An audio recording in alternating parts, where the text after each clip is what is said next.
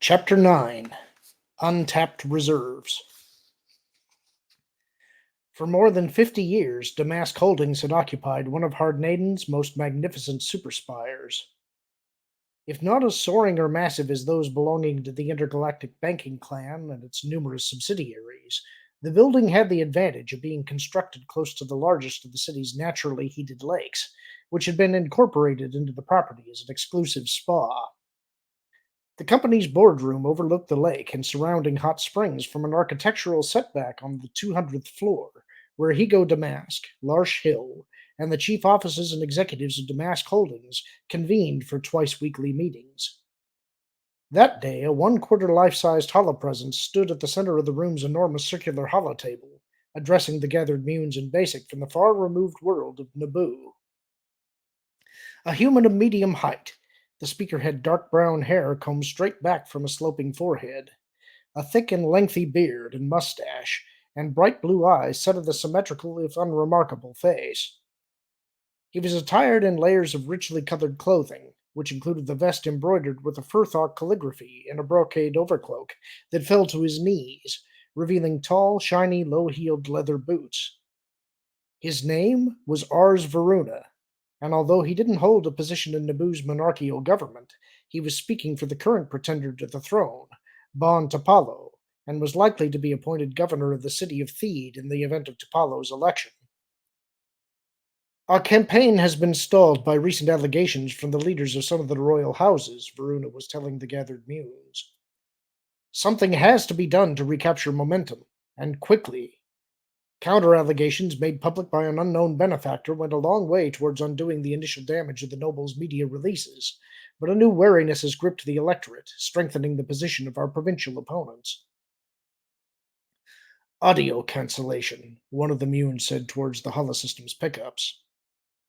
Secure in the knowledge that conversation around the table had been muted, he went on. Are all the Naboo as hirsute and elaborately costumed as this Varuna? Larsh Hill replied. They're traditionalists, tonsorially as well as politically. The style of dress and facial adornments pay homage to the regalia of Queen Elsinore Dentasia of Grismalt, who dispatched an expeditionary fleet of humans to the planet some 4,000 years ago, and to whom some Naboo claim to be able to trace an unbroken ancestry. They are not, after all, as furry as Wookiees, said another. Hill grunted affirmatively. In addition to humans, Naboo supports a hairless amphibious species known as the Gungans. Perhaps indigenous, perhaps not, but in no position to represent the planet in galactic dealings in either case. Seated with his back to the scenic view beyond the window wall, Plagueis studied the holo-image of Varuna.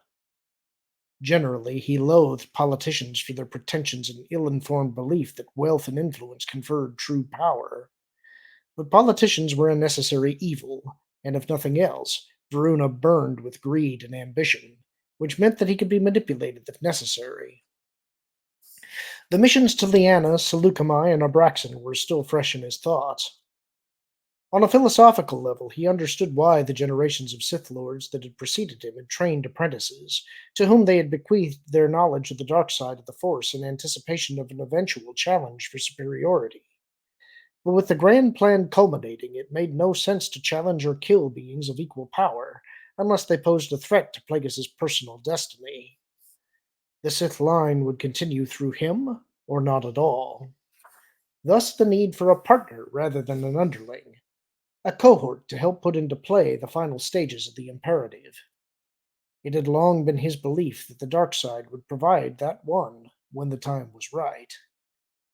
Plagueis hadn't anticipated having to turn his attention quite so suddenly to Naboo, but with the Trade Federation still grumbling about his support for the Outer Rim free trade zones, and the Grand worried about losing pod race revenues to Gardula the Hutt, there were ample reasons for getting down to business. More important, Plagueis had long sought a planet that Damask Holdings and the Steerage Committee members could use as a base of operations. The possibility of having a future king at their beck and call was an added bonus, and even such unlikely players as Boss Cabra stood to profit from the Mune's securing of Naboo. It was during his absence from Unilist that Larsh Hill and some of the others had made overtures to the group vying for the throne of Naboo. In exchange for financial and logistical support in the upcoming election, Damask Holdings had asked for exclusive rights to transport plasma from the as yet untapped reservoir the Subtext Mining Group had recently discovered deep beneath the plateau that supported the capital city of Theed. Not every Naboo, however, was in favor of involving the planet in trade of the sort that would result from making plasma energy available, and a cadre of nobles had thrown their support behind Topalo's chief rival for the monarchy. Reactivating the audio feed, Plagueis asked, "What was the nature of the allegations made by the royal houses?" "First, they leaked word of the mining survey we had performed," Varuna said. "But the revelation failed to have the intended effect, because several members of the electorate favor opening Naboo to galactic trade. Then, when they learned of our initial talks with Damask Holdings, the nobles accused us of selling Naboo to the highest bidder. To, and I'll quote, a shady extra system cartel of ruthless criminals." The human paused for a moment. "You should understand, Magister, that our world has yet to overcome a long history of forbidding outside influence. The royal houses realize that trade is a sensitive issue, and are now advocating for Naboo to oversee the transport of plasma to other worlds. But frankly, we lack both the funds and the expertise to make that a reality." "How were the nobles able to learn of our overtures to you?" Plagueis asked. "We haven't been able to determine the source," Varuna said. Plagueis muted the audio feed and turned to Hill. "We need to consider that someone close to our organization may be responsible for this leak." Hill and some of the others nodded in agreement. "The royal houses need to be informed that a leap into the business of transgalactic shipping is ill-advised," Plagueis said when he had reactivated the audio feed. "Naboo will need funding, logistical support, and perhaps even Republic legislation, and it is precisely in those areas where Damask Holdings can serve as an intermediary. Actual funding would come from the Intergalactic Banking Clan, and other conglomerates would be involved in assisting Naboo in tapping the plasma and in the construction of a spaceport of sufficient size to handle the ships needed to transport it." Varuna stroked his tapered beard. "Von Topalo will certainly want to address these points with the electorate." Plagueis liked what he was hearing. "You mentioned certain counter-allegations released by an unknown party." "Yes, and I confess that we were as surprised by the information as anyone. It seems that our group is not the first to seek the advice and support of off-world interests. Roughly 60 standard years ago, at the height of a war between the Naboo and the Gungans, our monarch was killed, and it has now emerged that some members of the very same royal houses that opposed Apollo struck a secret deal with a mercenary group to intervene in the war should the Naboo suffer further setbacks. Fortunately, the conflict was resolved without the need for outside help. In fact, as a result of that conflict, the monarchy has since been an elected rather than hereditary post." "You say that the information came as a surprise," Plagueis continued. Varuna nodded. "The information had to have been provided by a source within the opposition." It now fell to Larsh Hill to mute the feed. "Varuna is correct. We were able to trace the release of the information to the young son of one of the nobles. In the hope of avoiding a scandal that could divide the electorate, the head of the royal house has perpetuated a lie that the Topalo group chanced on the information and made it public, when actually only someone with access to the family archives could have discovered it." His interest piqued. Plagueis said, "What is the name of the royal family?" "Palpatine." "And the son?" "Just that. He goes by the cognomen alone." Plagueis leaned back in the chair to consider this, then said, "We may have found a potential ally. Someone willing to keep us informed of the royals' plans for the election." "An agent," Hill said. "An inside man, as it were." Plagueis cancelled the mute function. "We wish to visit Naboo in order to discuss these matters face to face." Varuna was clearly surprised. "A public appearance by you would allow us to refute any allegations of secret collusion." "Then all of us have something to gain." Varuna bowed at the waist. "It will be our great honor to welcome you, Magister Damask." Later it would be said by Naboo and Gungan alike that they couldn't recall a colder winter than the one that followed Hego Damask's autumnal visit to their world. The rivers and even the falls below Theed froze. The rolling plains and tall forests were blanketed 3 meters deep with snow. Plasmic quakes rocked the Gallo Mountains and the Lake Country, the holy places, and the undersea city of Otogunga, and many of the egresses of the waterways that hollowed the planet were blocked by ice flows. Topalo and Varuna had insisted on sending one of Naboo's signature starships to transport the Munes from Unilist, and the sleek Nubian had set down at Theed Spaceport, a small facility that would have to be enlarged 20-fold if Naboo hoped to one day become a player in galactic commerce. The city itself struck Plagueis as the very antithesis of Harnaden, where the capital of Munilis was vertical, angular, and austere. Theed was low, convex, and condensed, dominated by rotundas crowned with vertiginous domes or flat roofs and tiered towers supported by round topped archways. A river and several tributaries ran through the place, spanned by filigreed bridges and plunging in a series of high falls from an escarpment to verdant flatlands below. A cortege of air skimmers carried the black-robed Munes through streets better suited to pedestrian traffic to the interior courtyard of an ancient palace, where pretender to the throne Bon Tapalo, Varuna, and several other human advisors and would-be ministers of both sexes were on hand to welcome them. Draped in shimmer-soaked robes and propped by boots with high heels, the bearded and blond-haired Tapalo already carried himself like a regent, albeit of a second-rate world, remaining seated while Hego Damask and the rest of the Munes were introduced, and flanked by guards dressed in flare-skirted uniforms and armed with vintage blasters. Varuna, on the other hand, immediately fell into step alongside Damask as the Munes were being escorted into the central building of the complex. As I said when we spoke weeks back, Magister Damask, we are honored by your visit. And as I told you then, we all have something to gain. Damask turned slightly to look down at him. Especially you, I suspect. Varuna gestured to himself in question. I. Not now, Damask said softly. When the time is right, you and I will confer privately. Under a broad arch and through a lobby of polished stone, they moved as a group, ultimately arriving at a second small courtyard where several tables had been set up, some overflowing with food and drink, and the largest reserved for the Munes. No sooner were they seated than servants appeared and began serving food, including various meats that the Munes politely declined.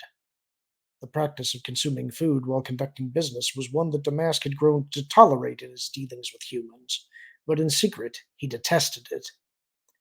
For many years he had detested the company of humans as well. Barbaric meat-eaters that they were, humans were a highly evolved species. Given their native intelligence and shrewd faculties, they deserved to be treated with the same deference Munes were afforded. And yet many of the galaxy's sapient species considered themselves to be equal to humans, who had only themselves to blame. Unlike Munes, humans had no compunctions about lowering themselves to the level of less advanced beings. The slow-witted, disadvantaged, needy, and pitiful, making a pretense of equality and demonstrating a willingness to work and sweat cheek by dewlaps alongside them.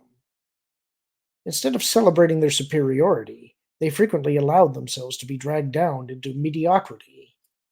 A Mune would no sooner accept a position as a starship pilot or a smuggler than he would a career diplomat or politician, unless required to do so for the greater good of Munes everywhere. Humans, though, could be found in every occupation.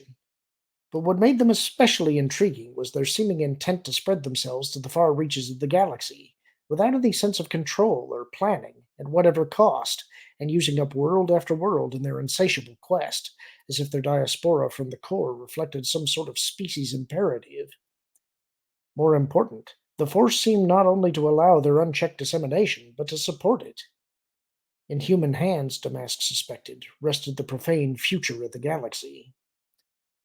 Naboo Blossom wine was still being poured when the Munes made their pitch to the Topalo group, employing the courtyard's holoprojector to provide a virtual portrait of what Theed and other nearby cities might look like 10 years on. Funding by the IBC would be allocated to tapping the plasma reservoir beneath the plateau. At the same time, Outer Rim construction and assembly one of Cabra's companies, would build an enormous refinery on the site of what was currently parkland, overlooking the Verdugo Plunge, housing the technology inside a triple dome structure of neoclassical design. The Munes detailed how the cliff walls could be stabilized and the tributaries of the Salou River rerouted without disturbing the existing architecture or Theed's network of underground tunnels.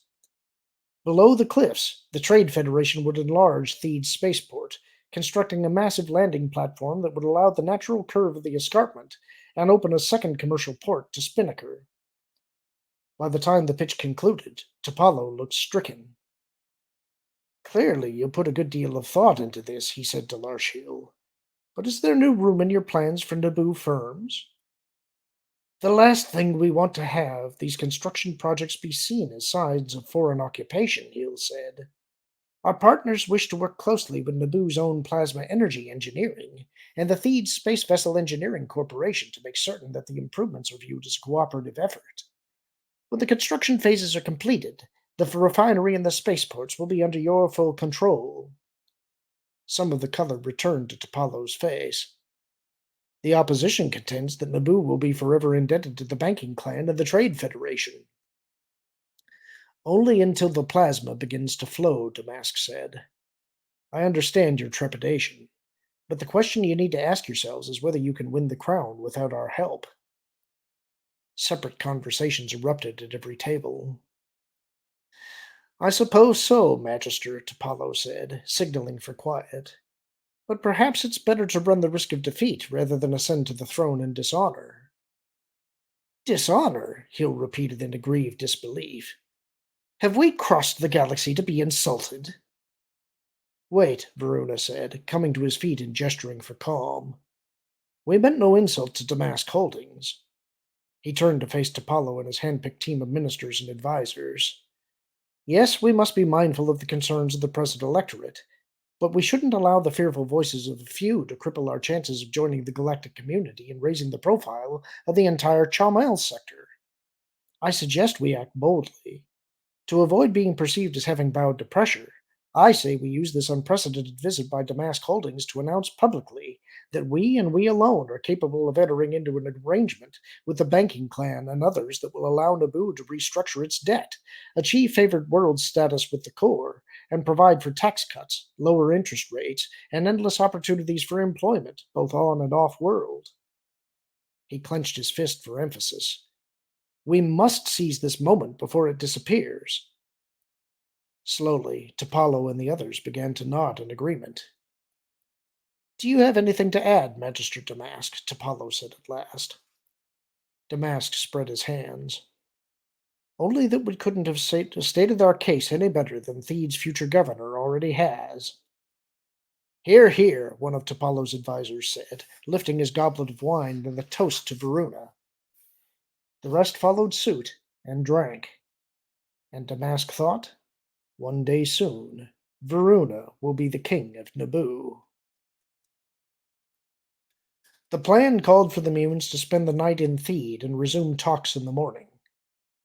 With Hill and the others being shown to accommodations, Plagueis excused himself and struck out on foot for the university building on the opposite side of the city. His route took him through leafy parks, over 2 bridges, past towers and obelisks, and through the heart of Palace Plaza, with its pair of triumphal arches. Crowned by a statue of a human figure, the university's central rotunda was set back from one of the Salou tributaries, dominating a precinct of stately buildings and public places. Plagueis located the student center and went to the registration desk, which was staffed by a young, fair-haired female who stared openly at him as he approached. I'm looking for a student named Palpatine, he said in Basic. I know him, she said, nodding. Do you know where I might find him just now? Is he perhaps attending a class? She blew out her breath. He comes and goes. Maybe I saw him at the youth program building. Maybe. I think it was him. Humans, Plagueis thought. Can you direct me there? Her answer was a flimsy map, which Plagueis used to weave his way across the campus to the headquarters of the Legislative Youth Program, an organization that oversaw Naboo's mandatory public service curricula. Young people of both sexes buzzed about him, some scarcely noticing him, others going out of their way to get a closer look. At various times he asked after Palpatine, and was able to narrow his search to a square that fronted the columned library, where he eventually recognized Palpatine from hollows Hill had provided, walking briskly through the square in the company of a human male nearly twice his age, black-haired and wearing more formal attire. Palpatine himself was dressed in slacks, short boots, and a loose-fitting shirt that was closed at the collar. Of average height, he had wavy red hair, a prominent nose, and a narrow face that humans would probably have found friendly. His back was straight, his arms were long relative to the length of his torso, and he moved with an easy grace. For some time, Plagueis observed him from a distance, approaching only after Palpatine had parted company with the older man. Palpatine didn't spy him until Plagueis was only steps away, and when he did, he turned sharply and began to walk in the opposite direction. Young human, Plagueis said, hastening his own pace. A moment of your time. When Palpatine failed to acknowledge him, he lengthened his stride and called, Palpatine! Slowing to a reluctant halt, Palpatine looked over his shoulder. How do you know my name? I know more about you than just your name, Plagueis said, coming abreast of him. Interest and caution mingled in Palpatine's blue eyes. Normally, I take exception to people claiming to know something about me, but since I know something about you as well, I'll restrain myself. From doing what? Plagueis wondered. What is it you know about me? Palpatine exhaled in mild impatience. You're Hego Damask, the president. No, the magister of Damask Holdings. My father said that you were coming to Naboo to meet with Bon Tapalo. Your group is shoring up his bid for the throne. Did your father say that I might be coming to meet with you also? Why would he? And what exactly is it that you want with me? I believe we have something in common. I very much doubt that. Perhaps all the more reason to become acquainted then. Palpatine glanced around him as if searching for an escape. Who was the man that you were speaking with earlier? Plagueis asked. Palpatine started to say something, then cut himself off and began again. My mentor in the youth program. His name is Vidar Kim. He's an aide to Naboo's Republic senator and will likely succeed her. He looked hard at Plagueis. And not a supporter of Tapalo. Plagueis weighed this with the response. Are you interested in politics beyond your participation in the legislative youth program? I'm not sure what I want to do after university. But you've some interest in politics. I didn't say that. I said I wasn't sure. Plagueis nodded and looked up at the library building. I'm a stranger to Theed. Would you consider showing me around? Palpatine's jaw dropped a bit. Listen, I'm just a short tour. Engaging in small talk, they walked along the river in the direction of the concert hall and Queen Ram's Needle, then crossed a footbridge and began to angle towards the palace complex.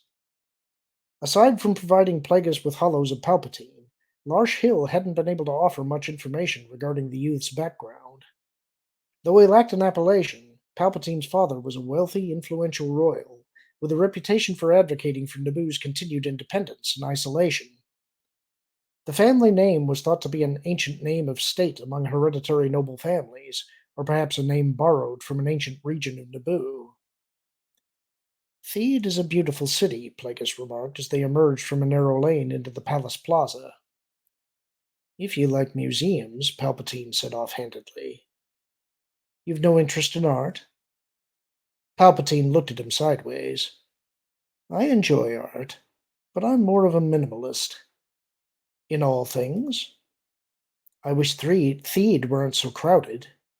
I wish the winters were milder. I wish our king had fewer advisors and ministers. That sounds like a political statement. It's simply my personal opinion. They're not mutually exclusive. Palpatine stopped short. What are you attempting to draw out of me? Plagueis indicated the nearby bench. When Palpatine finally relented and sat down, Plagueis said, "It has come to my attention that you were responsible for the release of some information that has aided T'Polo's campaign." Genuine surprise blossomed on Palpatine's face. "How?" Plagueis held up a hand. "That isn't important right now. What is that you did so against what would have been the wishes of your father, your mentor, and some of the other royals. Are you planning to divulge this?" Plagueis searched Palpatine's face. "What might happen if I did? To begin with, my father would murder me." "Literally?" Palpatine exhaled forcefully. "He would disown me." "It's true, then. You and your father find yourselves on opposite sides of the issues that animate the coming election." Palpatine lowered his gaze to the ground. "It would be far stranger to find ourselves on the same side of any issue." He looked up again at Plagueis. "I want to see Naboo break with the past. I want us to belong to the greater galaxy. Is it wrong to want to play an important role in the history of the Republic?" Plagueis rocked his head. "Governments rise and fall. You have a better idea of how to govern the galaxy?" Plagueis allowed a laugh. "I'm just an old mune who wouldn't know about that." Seeing through him, Palpatine snorted. "Just how old are you?" "In human years, I would be well over 100. Palpatine whistled. "I envy you that."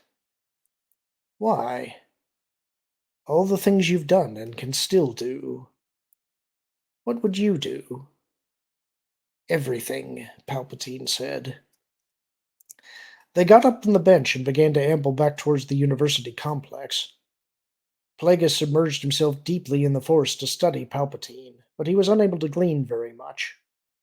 Humans were difficult to read in the easiest of cases, and Palpatine's mind was awash in conflict. So much going on in that small brain, Plagueis told himself. So much emotional current and self-interest. So unlike the predictable, focused intellects of the Outer Rim sentients, especially the hive-minded among them. Palpatine stopped alongside a brightly colored triple-finned land speeder with a pointed nose and a repulsor lift engine that looked powerful enough to raise a load lifter droid. "This vehicle is yours?" Plagueis asked. Pride shone in Palpatine's eyes. "A prototype patrol-grade Flash. I race competitively." "Do you win?" "Why else would I bother racing?" Climbing into the speeder, Palpatine centered himself at the controls. "I have just the thing to adorn your rearview mirror," Plagueis said. From his breast pocket, he fished a coin of pure oroidium dangling from a length of chain and dropped it into the palm of Palpatine's hand. "It's an antique." The young human appraised the gift. "I've never seen anything like it." "It's yours." Palpatine showed him a questioning look. "Who knows? Perhaps you'll go into banking one day," Plagueis said. Palpatine laughed in a relaxed way. "Unlikely, Magister Damask. I suppose there are better ways to earn credits." Palpatine shook his head. "Credits don't interest me. I'm beginning to wonder just what does." Palpatine bit back whatever he was about to say. "Palpatine, I wonder how you would feel about working with us. Damask Holdings, I mean." Palpatine's thick eyebrows beetled. "In what capacity?" "To be perfectly blunt, as a kind of spy." He went on before Palpatine could speak. "I won't say that you and I want the same things for Naboo, because clearly, and notwithstanding your feelings about the architecture, you hold your world dear. My group, however, is less interested in Naboo's government than it is in Naboo's plasma and what it will fetch on the open market." Palpatine looked as if the plain truth was something new to him. "If you had phrased that any differently, I would have rejected your offer out of hand." "Then you accept? You're willing to update us regarding whatever political machinations your father's group may have in the works?" "Only if I can report directly to you." Plagueis tried once more to see him in the Force. Is that your wish? Palpatine returned a sober nod. It is. Then by all means, you'll report exclusively to me, Plagueis said. I'll see to it that the necessary arrangements are made. He stepped away from the speeder as Palpatine powered it up. Palpatine fell silent for a moment. I could take you for a ride tomorrow, he said at last, above the whine of the engines. If you have time, I mean. Show you some more of Theed and the outskirts. If I have your word you won't go too fast. Palpatine smiled wickedly. Only fast enough to keep it interesting. And that's the end of the chapter. Before we finish, I did want to have some commentary on the last few chapters here. I've neglected to do that, and there was kind of a reason for that. I wanted to get to this point of the story before I started talking about some of this. Um, some of the things that have been introduced in these chapters are kind of important just from a small standpoint. There's a little bit of a subplot that has to do with King Varuna and how Amidala eventually reaches the throne, and also Jabba the Hutt, believe it or not. Some of this, I don't remember where it originally came out from. I think it may have been one of the DK guidebooks when The Phantom Menace came out. But there are some interesting little details in The Phantom Menace that hint at how Amidala ended up on the throne, and that is dealt with in this book. And it's a little minor subplot, but it's one that I think is very interesting that I enjoy. And so I'm kind of looking forward to getting to that part. Um, Another thing that I think was important to note out of the last chapter is this is kind of showing why how the acolyte worked wouldn't function for Plagueis as he has been known before. The Plagueis of this novel took an interest in every one of the Force sensitives that he learned about through Darth Venomous's list of potential allies that he could build. And he took great effort to make sure that they were either neutralized or in some way not a threat. And the reason for that is that he's worried about anybody who has that kind of force ability that might want to set themselves up as rival Sith Lords would be too noisy. He doesn't want to bring attention to anything that would expose the grand plan. And that's why the Acolyte really doesn't make any sense. Plagueis has a sense that the fruition of the grand plan that's taken a millennium to get this far is upon him. He doesn't know how that's going to unfold. And in fact, he's not as much a believer in the rule of two as some of the previous Sith Lords. But he does have that sense that something's about to unfold, and he believes himself to be at the head of it.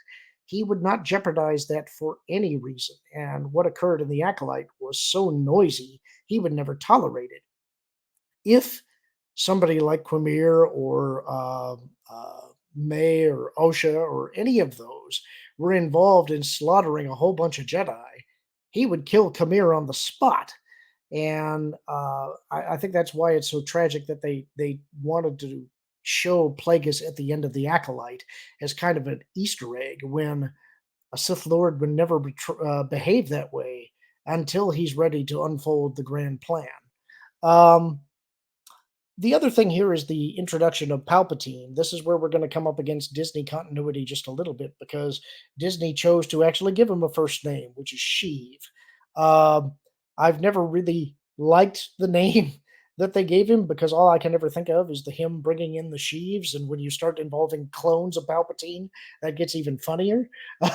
But either way, those are minor plot points, but they are things that stick out in my mind as we're getting through this book. I hope you guys enjoyed this chapter. I hope you're enjoying the book as it's gone along. Let me know what you think. I always enjoy hearing your comments, and I'll talk to you all again really soon.